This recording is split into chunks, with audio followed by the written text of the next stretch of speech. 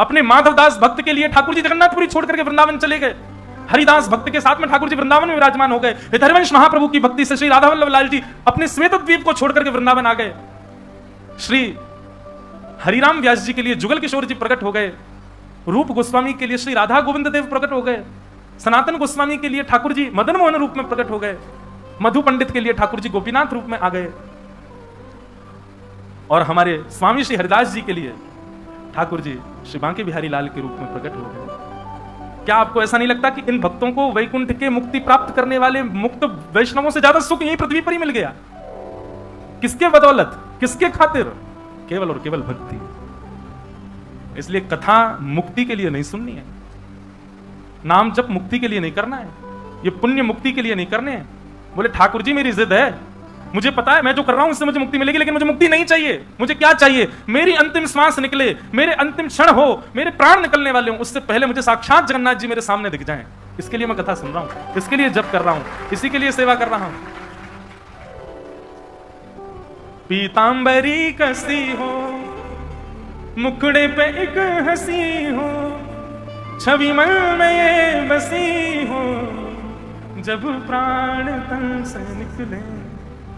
श्री गंगा जी का तट हो, यमुना का वंशवट हो, मेरा सांवरा निकट हो, जब प्राण तन से निकले। बस हम इसी के लिए पुण्य कर रहे हैं कि नाथ आप कृपा करके पधारो बस। और परीक्षित, ये 7 दिन तुम मुक्ति के लिए मत मांगो, इन 7 दिनों में तो ऐसी भक्ति करो कि 7 दिन बाद तक्षक सर्प डसेगा, तुमको मुक्ति मिलेगी, तुमको भगवान के दर्शन होंगे। ये सोच पहले निकालो अपने अंदर से। 7 दिन बाद, मृत्यु के बाद भगवान का दर्शन नहीं करना है, 7 दिन के अंतराल में ही तुमको ठाकुर जी का दर्शन करना है, जीवित अवस्था में करना है। इस भावना से मेरे सामने बैठो। तब परीक्षित की मन बुद्धि शुद्ध हो गए, हाथ जोड़ दे, नहीं भगवान अब मुझे मुक्ति नहीं चाहिए, अब मुझे चिंता ही नहीं है मुक्ति की, अब तो केवल आप ऐसा कर दीजिए, मेरे 7 दिन की श्वास बची है, ये अंतिम श्वास जब निकले उससे पहले मुझे कोई ना दिखे, मेरे ठाकुर जी मुझको दिख जाएं, ऐसी कृपा करो। तब सुखदेव जी कहते हैं ये तो केवल भक्ति से होगा, और भक्ति तुम्हारे चित्त में प्रकट हो ये केवल भागवत जी से होगा। मैं तुमको भागवत सुनाता हूं। तब यहां से सुखदेव जी भागवत सुनाना प्रारंभ करते हैं। बोलो भागवत महापुराण की। अब आगे बंधुओं बड़ी विस्तार से कथा है और बड़ी सुंदर कथाएं हैं, पर क्या करें, सबको हम प्रणाम मात्र कर लेते हैं। तो सृष्टि प्रसंग सुनाया गया। सृष्टि प्रसंग के बाद कपिल देवूति संवाद। कपिल देवूति संवाद में भगवान कपिल ने देवूति माता से अनेक प्रश्न किए, भगवान ने सबके उत्तर दिए। तत्पश्चात ध्रुव चरित्र सुनाया गया। ध्रुव ने भगवान की प्राप्ति की वन में जाकर के ठाकुर जी को अत्यंत आनंदित करके प्रसन्न किया, और ध्रुव ने अपनी भक्ति में भगवान से व्यसन मांगा, एडिक्शन। ठाकुर जी, मुझे इतनी अच्छी बात लगती है ध्रुव जी की।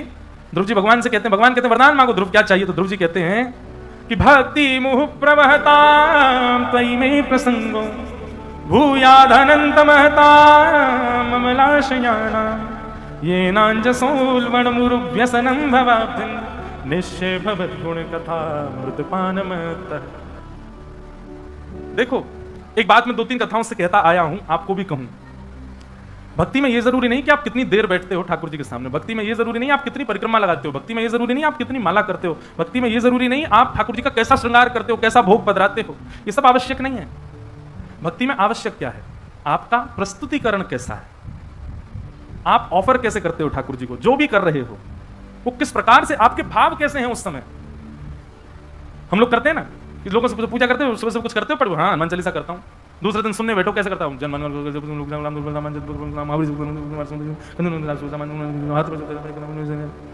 हनुमान जी कहते होंगे डट ले यार, तू जपता है मेरी सांस चलती, कितनी तेज थोड़ी भाग रहा था मैं। नाम जप करते हैं, नाम जप करते करते, सही बता ना, नाम जप करते करते माला कई बार हाथ से छूट जाती, पूरी होने से पहले कितना कष्ट होता है। राम बड़ी मुश्किल से तो करी थी, हो गई। और एक आजकल एक और है, वो काउंटर रखते हैं लोग, काउंट करते हैं उसमें कितने नाम हो गए हमारे। काउंटर जपते जपते जपते जपते महाराज पहुंचा दिया आपने 2-2.5 लाख।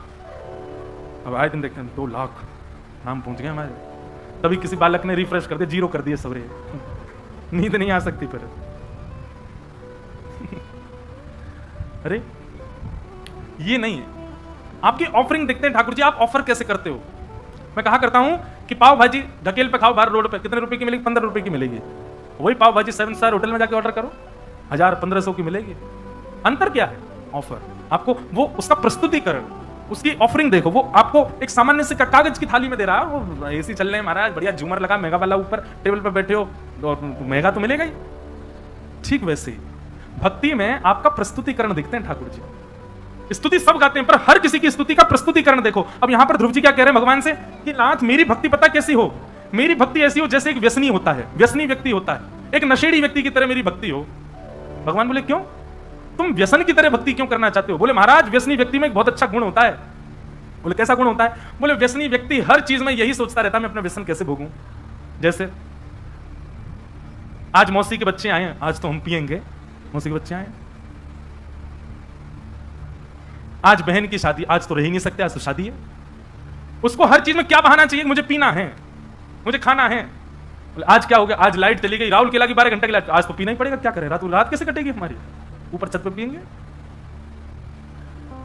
आज मेरा विवाह पक्का हो गया, खुशी में पीऊंगा, 4 दिन बाद लड़की ने मना कर दिया मुझे तुमसे ब्याह नहीं, दुख में पीऊंगा, पीना तो मुझे है। मैं फर्स्ट रैंक से पास हो गया तो पीना पड़ेगा, फेल हो गए बेटा तुम, अब तुम कुछ नहीं कर पाओगे, तो गम में तो पीऊंगा ही मैं। अरे कहां तक बताएं महाराज, ये तंबाकू आदि खाने वाले कैसे कैसे व्यसनी होते हैं, वो कथा में 3 घंटा बैठ थोड़ी सकते हैं। कीर्तन कथा में गाया जाता है ताकि सबकी सुस्ती चली जाए, ताकि सब लोग करताल बजाएं, थोड़ा नहीं आनंद और आवे।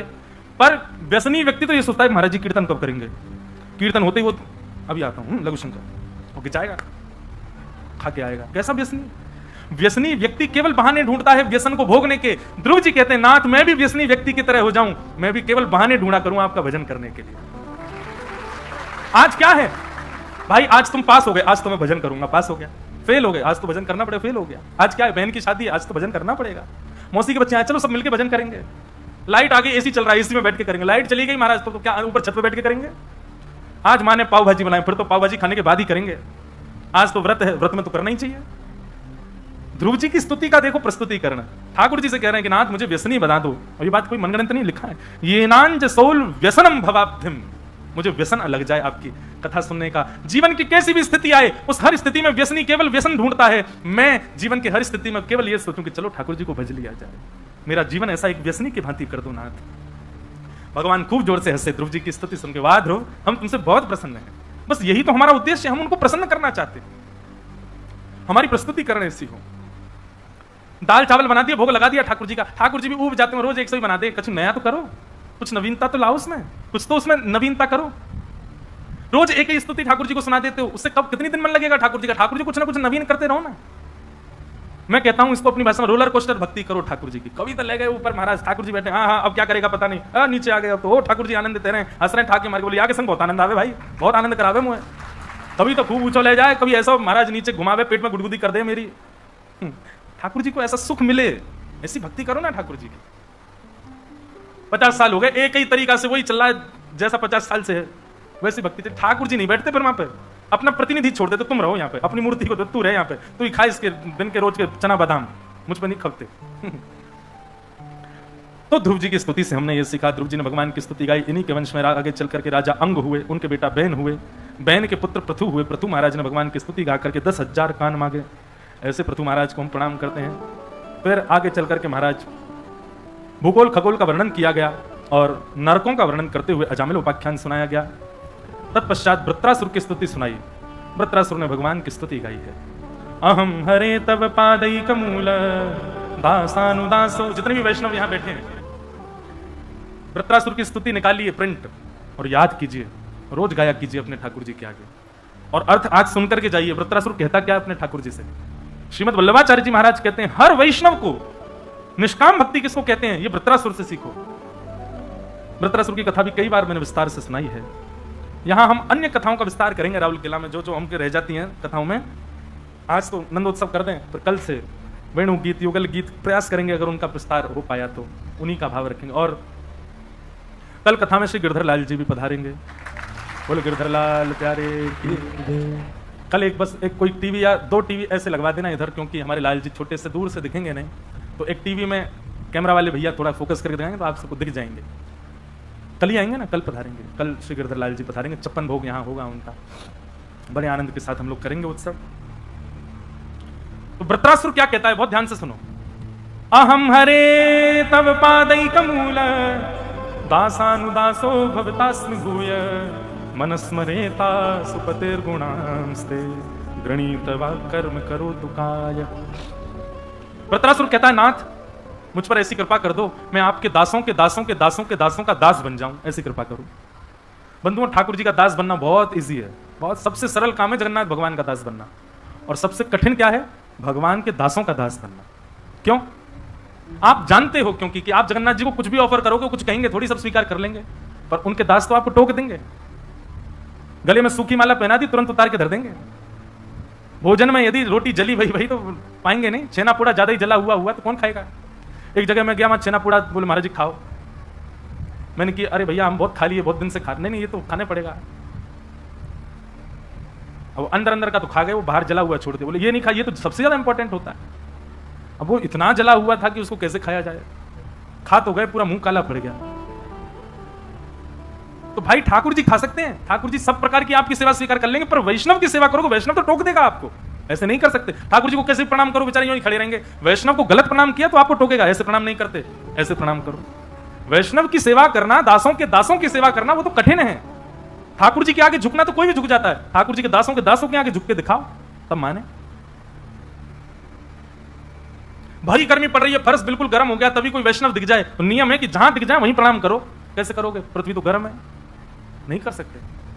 दास बनना ठाकुर जी का बहुत सरल है, पर दासों का दास बनना बहुत कठिन है। ठाकुर जी के दासों का दास नहीं बना। तो वही बात यहां वृत्रासुर कह रहे हैं, नाथ सरल भक्ति क्यों करूं मैं, आपका दास तो पूरी दुनिया है, मैं आपका दास नहीं बनना चाहता। बोले तो क्या बनना है? बोले दासानुदासो भवतास्मि भूय, दासों के दासों का दास बनाओ। ठाकुर जी बोले अच्छा, तुम जरूर हमको ये, आज की भाषा में कहूं तो बटरिंग कर रहे हो, ये हमको तुम केवल लुभाने के लिए ये चिकनी चुपड़ी बातें कर रहे हो, ताकि तुम्हारी बातों से हम रीझ करके कह दें कि कुछ मांग लो, और सही तुम हमसे कह दो कि ब्रह्मा की पदवी दे दो। हम सब जानते तुम्हारी बात। वृत्रासुर कहता है, क्षमा करें भगवान, लेकिन जो मैं चाहता हूं वो आप दे ही नहीं पाओगे।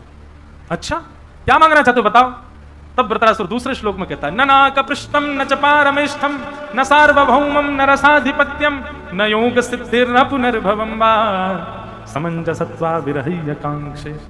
ना ही मुझे इंद्र की पदवी चाहिए, किसी भी देवी देवता का स्थान मुझे नहीं चाहिए, पृथ्वी का भी राजा मुझको मत बनाइए। भगवान बोले तो क्या चाहिए? बोले पहले वचन दो, जो मांगूंगा सो दोगे। भगवान बोले ये वरदान मांगने से पहले तो यूं कहते हैं ना, वचन दो, जो मांगूंगा सो। वो जरूर कुछ विचित्र ही मांगते हैं। क्या चाहिए बताना? बोले नाथ, आपको पाने के लिए मेरे जीवन में बहुत तड़पन आ जाए, मैं बहुत आपके लिए विरह में चला जाऊं, व्याकुल हो जाऊं, खूब रोऊं, खूब तड़पूं आपसे मिलने के लिए, जैसे प्यासा पानी के लिए तड़पता है, ऐसे मैं आपके लिए तड़पूं। पर आप मुझे वचन दीजिए कि मुझे तड़पने दीजिएगा, मिलिएगा मत। बताओ दोगे? ठाकुर जी स्तब्ध हो गए, भाई ये कैसी भक्ति तेरी? भजन करेगा, मुझे पुकारेगा, भजेगा, पर ये भी चाहता है कि मिलना मत। क्यों? क्योंकि ठाकुर जी, जब आपसे मिलने की तड़प होती है ना, तो रोम रोम को आप स्पर्श करते हो, पर जब आप मिल जाते हो तब केवल आंखों को दिखाई देते हो। दर्शन जब होता है तो केवल नेत्रों को दिखाई देते हो, लेकिन जब विरह होता है तो बुद्धि, मन, कान, आंख, जिह्वा, हाथ, पैर, समस्त इंद्रियां केवल यही बचती हैं कि कब मिलेंगे, कब मिलेंगे, कब मिलेंगे। नाथ, मैं केवल नेत्रों को सुख नहीं देना चाहता, मैं तो सर्वांगीण अंग से आपका होना चाहता हूं, और सर्वांगीण अंग आपको तब याद करता है जब आप सामने नहीं होते, इसलिए मुझे आपका विरह चाहिए। समंजसत्वा विरह्य कांक्षे। इस प्रकार वृत्रासुर ने भगवान की स्तुति गाई। बोलो भक्त वत्सल भगवान की। ऐसे ऐसे प्रसंग है भैया भागवत में, कहां ले जाएं हम इनको। इतनी कथा करते हैं पर हर बार हर कथा में कुछ नवीन भाव प्रकट हो जाता है। आगे श्रीमद् भागवत में प्रहलाद चरित्र सुनाया गया, जहां पर भक्त प्रहलाद ने एक विपरीत कुल में, विपरीत खानदान में, विपरीत परिवार में, विपरीत समाज में, विपरीत माहौल में रहकर के भी भगवान को प्राप्त किया। मैं कहा करता हूं कथा में, माताजी डॉक्टर, पिताजी डॉक्टर, और उसके बाद बेटा भी डॉक्टर बन जाए, कोई बड़ी बात नहीं है। लेकिन माताजी भी डॉक्टर नहीं है, पिताजी भी डॉक्टर नहीं है, परिवार में दूर दूर तक कोई वैद्य नहीं है, और फिर बेटा डॉक्टर बन के निकले तो उसकी बड़ी प्रशंसा होती है। ये भी भक्त हैं, वो भी भक्त हैं, आगे भी भक्त हैं, पीछे भी भक्त हैं, चारों तरफ भक्ति भक्त हैं, उसमें तुम भी भक्त हो गए, कोई बड़ी बात थोड़ी।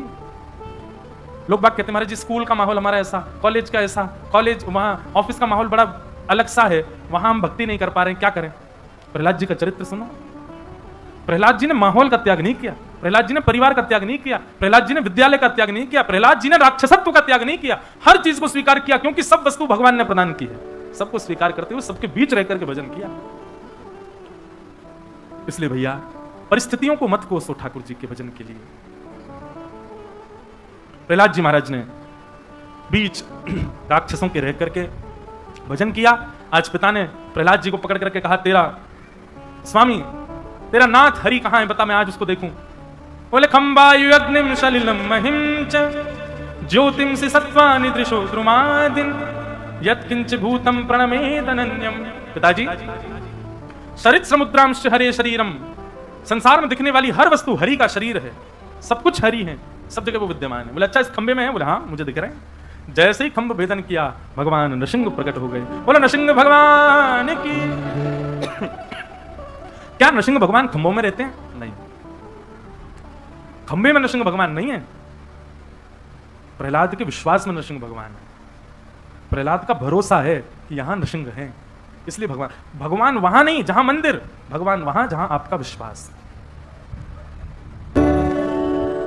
प्रयागराज में एक सेठ जी थे, उनकी बहुत बड़ी संपत्ति थी, उनकी कोई संतान नहीं थी, तो उन्होंने कुंज बिहारी भगवान का मंदिर बनवा दिया। दोनों पति पत्नी मिलकर के कुंज बिहारी भगवान की सेवा करते, उन्हीं को ही अपना पुत्र मानते थे। विश्वास कितना प्रबल होता है देखो, बिल्कुल सत्य घटना है और ज्यादा 50-60 साल पुरानी घटना है। कुंज बिहारी भगवान को ही अपना पुत्र मानते थे। गांव के लोगों ने सेठ जी से एक दिन कहा कि भैया, तुम्हारी इतनी संपत्ति, इतना व्यापार, इतना सब कुछ, तुम्हारा बड़ा वैभव है गांव में, कोई बालक गोद ही ले लो, उसके नाम सब कर जाना। सेठ जी बोलते, अरे बालक की क्या जरूरत है, कुंज बिहारी मेरे पुत्र हैं, सब इन्हीं का है, जितनी खेती बाड़ी, जितनी संपत्ति, जितना सब कुछ इनके नाम कर दूंगा। एक वयोवृद्ध हंस करके कहने लगा, बोले, संपत्ति तो इनके नाम कर जाओगे, पर पुत्र के और भी काम होते हैं, वो कौन करेगा? बोले, तुम्हारे कौन करेगा? बोले, हमारे तो पुत्र हैं। बोले, मेरे पुत्र कुंज बिहारी हैं, वो करेंगे मेरे सारे काम। बोले, अरे काम तो सुनो। बोले, बताओ। बोले, पिता की मृत्यु पर पुत्र आकर के अंतिम संस्कार करता है, तुम्हारे कुंज बिहारी करेंगे तुम्हारे संस्कार। एक क्षण के लिए कुंज बिहारी की ओर देखा और नेत्रों में आंसू भराए सेठ जी के। बोले कि मैं देखने के लिए बैठा तो नहीं रहूंगा तब, पर तुम लोगों को दिखेगा, मेरा संस्कार यही करेंगे आकर के। कह दी उन्होंने बात, सबने मजाक में ले ली, चले गए। 20-22 वर्ष बाद जाकर के सेठ जी की मृत्यु हुई, और जब मृत्यु हुई तो कोई तो था नहीं उनके परिवार में। गांव के लोगों ने अर्थी बनाई, गांव के लोगों ने सब काम किए, गांव के लोगों ने चिता बनाई। बस उन सेठ जी का एक काम था कि वो शाम को गांव के सारे बच्चों को बैठा करके सबको रेवड़ियां बांटते थे, किसी को कुछ देते, मीठा खिलाते थे, सबसे बहुत प्रेम था। तो सब बच्चे उनकी शव यात्रा में गए और सब बच्चे खूब रो रहे थे। उन्हीं बालकों में एक छोटा सा बालक, जब चिता पर सेठ जी का शरीर रख दिया तो वो बालक उनके पैर के अंगूठे को पकड़ करके गए, सेठ जी आप अब मुझे दूध कौन पिलाएगा, रात में मुझे बैठा के दूध कौन पिलाएगा, सेठ जी मुझसे बातें कौन करेगा, सेठ जी मुझे कौन भोग लगाएगा। गांव के लोग बोले, सेठ जी का बच्चों से बड़ा प्रेम है, भैया एक काम करो, इन्हीं बालकों में किसी से अंतिम संस्कार करवा दो सेठ जी का। 20-22 साल पहले सेठ जी ने कहा था, किसी को इतना याद भी नहीं, तो वही बालक जो अंगूठा पकड़ के रो रहा था, उसी बालक को अग्नि दे दी। बोले, तुम ही संस्कार करो। बता दिया, उन्होंने संस्कार किया। संस्कार के बाद सब लोग बोले, भैया यमुना जी में स्नान करो, एक एक गोता लगा के अपने अपने घर चलो। सबने गोते लगाए। जैसे ही उस बालक ने गोता लगाया, सब बाहर आ गए, लेकिन वो बालक बाहर नहीं आया। खूब ढूंढा गोताखोरों ने, लेकिन बालक नहीं मिला जमुना जी के अंदर। तब वयोवृद्धों को याद आया, बोले, सेठ जी कहते थे मेरा संस्कार तो कुंज बिहारी करेंगे। अरे भाई दौड़ करके चलो सेठ जी के मंदिर में, कुंज बिहारी है कि नहीं देखो वहां जाकर के। सब दौड़ करके गए तो क्या पाया, कुंज बिहारी तो खड़े थे, पर सिर से लेके पैर तक जितने वस्त्र थे सब यमुना जी के जल चुचा रहा था सबसे। मानो उन सेठ जी का संस्कार करके ठाकुर जी आए। ठाकुर जी किसमें विराजमान है? विश्वास, भरोसा। भरोसा होगा, मानो तो मैं गंगा मां हूं, ना मानो तो बहता पानी। विश्वास है तो जगन्नाथ है, विश्वास नहीं है तो दारू ब्रह्म है, लकड़ी के समान है। विश्वास। प्रहलाद जी ने कहा कि हाँ ठाकुर जी हैं, खंभ भेदन करके भगवान नृसिंह प्रकट हो गए और प्रकट होकर के हिरण्यकश्यप का वध कर दिया। प्रहलाद जी ने स्तुति गाई, भगवान ने उन पर अनुग्रह किया। बोलो भक्तवत्सल भगवान की जय। गजेंद्र मोक्ष की कथा सुनाई गई, बलि वामन अवतार सुनाया गया, और सब सुनाते हुए नवम स्कंद में गंगा जी का प्रादुर्भाव, श्री राम जन्म की कथा और श्री राम अवतार का मंगल विषय सुनाया गया। एक श्लोक में संपूर्ण राम कथा है, सब लोग प्रणाम करो राम जी को। गुरुवर थे त्यक्त राज्यो व्यचरितनुवनम पद्म पद्भ्याम प्रियाया पाणिस्पर्शा क्षमाभ्याम रजत पथरुजो यो हरीन्द्रानुजाभ्याम वैरूप्या शूर्पणख्या प्रिय विरह रुषारोपित ब्रूविजंभ तस्ताब्धिर्बद्ध सेतु खलदव दहन कौशलेन्द्रो वतान। बोलो राजा रामचंद्र भगवान की जय। भगवान श्री राम का मंगल विषय यहाँ सुनाया गया। 2 अध्यायों में श्री राम कथा सुनाई गई। तत्पश्चात यहाँ पर चंद्रवंश की कथा सुनाई और उसी चंद्रवंश में प्रकट हुए भगवान श्री कृष्ण। अब यहां से 10वां स्कंद प्रारंभ होता है कि कथितो वंश विस्तारो भवता सोम सूर्ययो राज्ञां चो भयवंशानां चरितं परमाद्भुतम्। 2 श्लोकों में संपूर्ण कृष्ण कथा सुनाकर के श्री सुखदेव जी महाराज विश्राम ले लिए। परीक्षित जी ने चरणों में प्रणाम करते हुए कहा, भगवान 2 श्लोकों में आप कृष्ण कथा मत सुनाओ। आपने इतने सारे राजाओं की कथा विस्तार से सुनाई, मैंने सबको सुना, पर जिनकी कथा सुनने के लिए मैं यहां बैठा हूं उनकी कथा विस्तार से सुनाओ।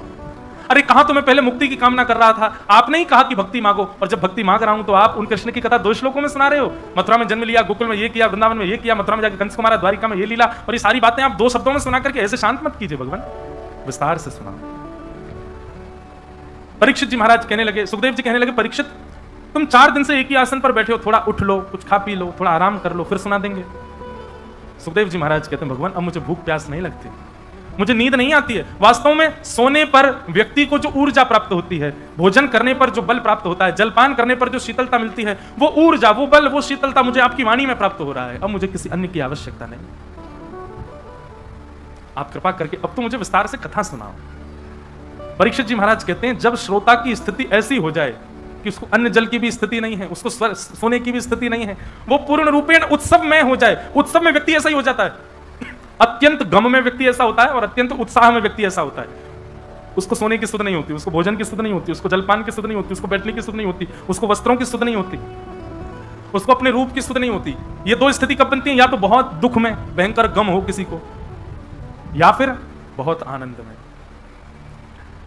सुखदेव जी की स्थिति, परीक्षित की स्थिति परम आनंद की है। अब वो कहते हैं कि मुझे विस्तार से सुनाओ भगवान। और अब यहां से कृष्ण कथा का प्रारंभ होता है। बहुत सज धज के आप सब लोग बैठे हो बड़े भाव से। अब भैया राहुल केला को छोड़ो, अब हम चल रहे हैं सबरे गोकुल। अब तो आज से कथा गोकुल में चली जाएगी, ब्रज में ही होएगी कथा, और ब्रज भाषा में होएगी। कोई को समझ आए तो अच्छा, नहीं आए तो फिर कोई बात नहीं। वसुदेव गृहे साक्षात् भगवान पुरुष परः जनिष्ये तत्प्रियार्थम सभवन्तु सुरस्त्रिय।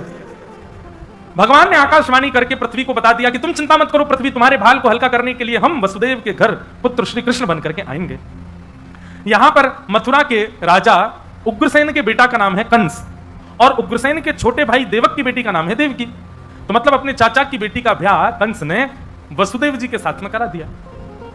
वसुदेव जी के साथ देवकी का ब्याह हुआ, और उस ब्याह के उपरांत कंस विदा करने के लिए जा रहा था। तभी देवताओं ने आकाशवाणी करके कहा, कंस, इसी बहन को जिसको तुम विदा करने जा रहे हो, इसी का 8वां गर्भ तुम्हारा काल होगा। जैसे ही सुना काल होगा, तुरंत उसकी मनस्थिति बदल गई।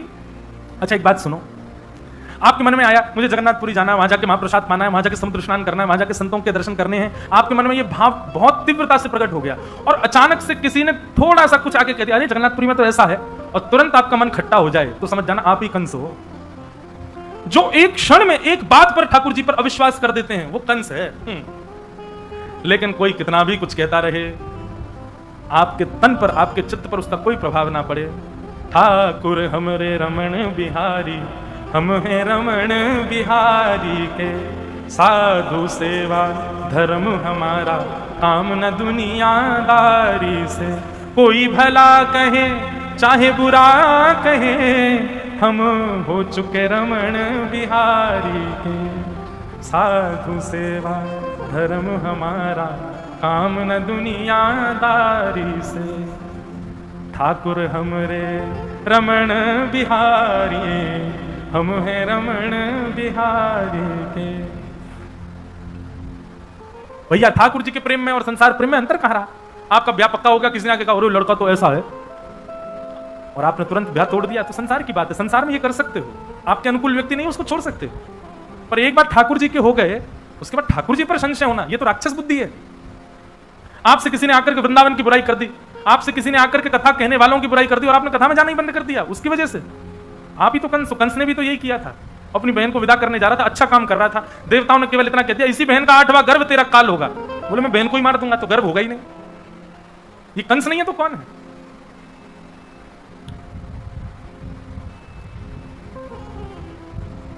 केश पकड़ लिए देवकी के, जैसी तलवार निकाल करके सर धर से अलग करने लगा। वसुदेव जी ने चरण पकड़ लिए, जितने बालक होंगे हम सब तुमको दे देंगे, लेकिन देवकी को मत मारो। वसुदेव जी की बात पर विश्वास करके देवकी को मुक्त कर दिया, दोनों को कारागृह में डाल दिया।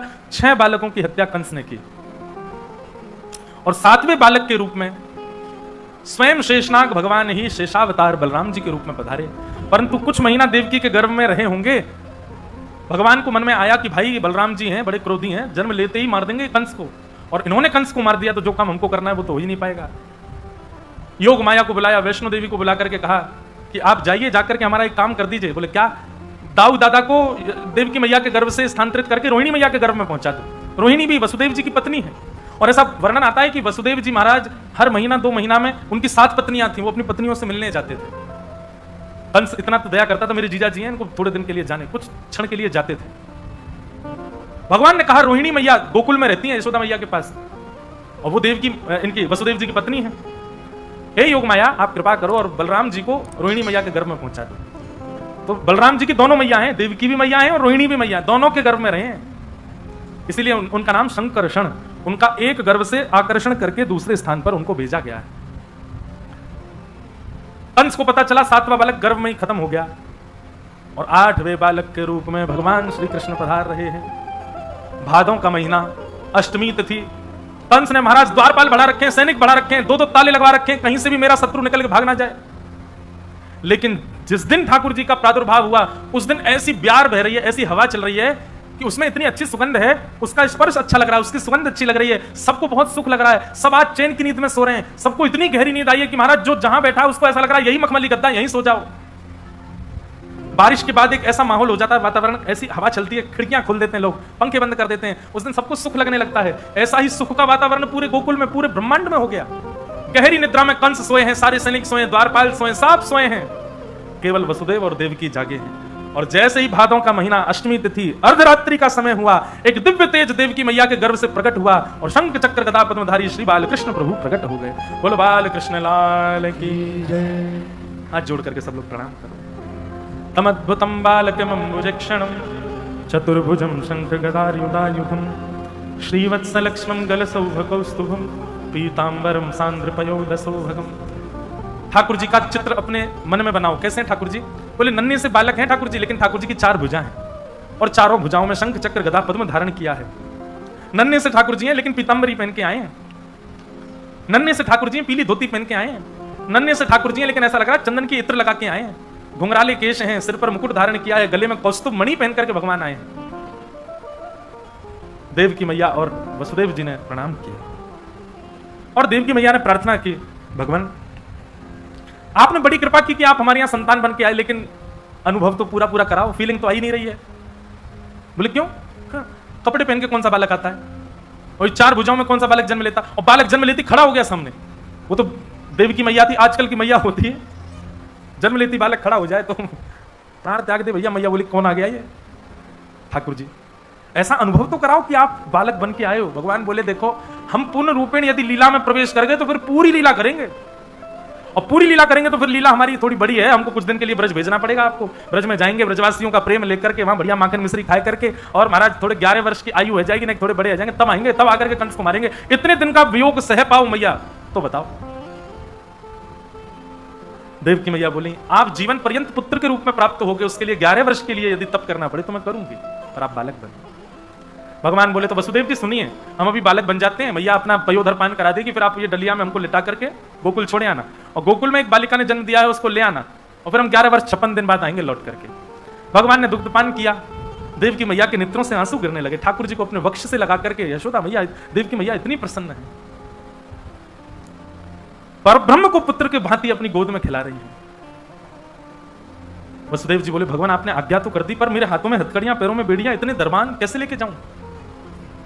भगवान बोले यही गलती करता है भक्त मेरे पास आने में, अपने बंधन गिनाता है मुझको, परिवार का बंधन, व्यापार का बंधन, पत्नी का बंधन, बच्चों का बंधन, ये बंधन वो बंधन, कैसे आऊं? ठाकुर जी कहते हैं तुम केवल मेरे पास आओ, बंधन तोड़ने की जिम्मेवारी मेरी, बंधन खोलने की जिम्मेवारी, तुम बस चले आओ।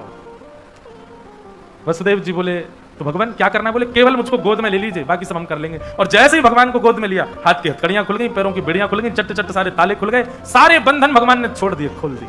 यही करते हैं आप, बंधन मत गिनाओ ठाकुर जी को। ठाकुर जी हमारे पति से कहो ना हमको आन दिया करें, ठाकुर जी हमारी पत्नी को आप अपना भक्त बना लो, हमारे बच्चे आपके पास आते हैं तो ऐसा कहते हैं माता जी पिता पागल हो गए बच्चों की वजह से हम नहीं। अरे ये सारे बंधन मत गिनाओ ठाकुर जी को, आप केवल चले जाओ, बाकी सुधारने संवारने की जिम्मेवारी ठाकुर जी की है। ठाकुर जी देख लेंगे बंधनों को। वसुदेव जी लेकर के ठाकुर जी को जा रहे हैं गोकुल की ओर। मंदम मंदम जलधारा, मंदम मंदम जलधारा गिर रही है और मानो देवता आकाश में कह रहे हो, स्वागतम कृष्णा स्वागतम कृष्णा स्वागतम कृष्णा स्वागतम कृष्णा। ओ स्वागतम कृष्णा स्वागतम कृष्णा स्वागतम कृष्णा स्वागतम कृष्णा। स्वागतम सुस्वागतम शरणागतम कृष्णा स्वागतम सुस्वागतम शरणागतम कृष्णा। स्वागतम सुस्वागतम शरणागतम कृष्णा स्वागतम सुस्वागतम शरणागतम कृष्णा। बोलो कृष्ण कन्हैया लाल की। कृष्णा स्वागतम कृष्णा।